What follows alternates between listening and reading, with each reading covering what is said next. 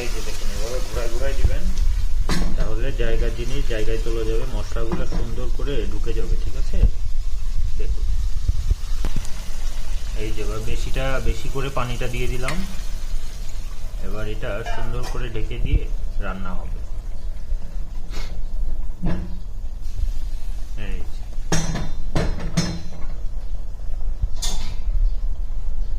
এই যে ঢেকে দিলাম। এই যে এবার ঢাকনাটা উঠে ফেললাম। এই যে দেখুন কি দারুণ লাগছে, মাশাআল্লাহ। এই যে এবার টমেটোগুলো এক এক করে ছেড়ে দিচ্ছি। টমেটো দিয়ে মাছের ঝোল খুব মজা লাগবে। এই যে সবগুলো টমেটো দিয়ে দিলাম। আবার বেশি দিবেন না, ঠিক আছে, অল্প করে দিবেন, একটা ফ্লেভার আসবে সুন্দর।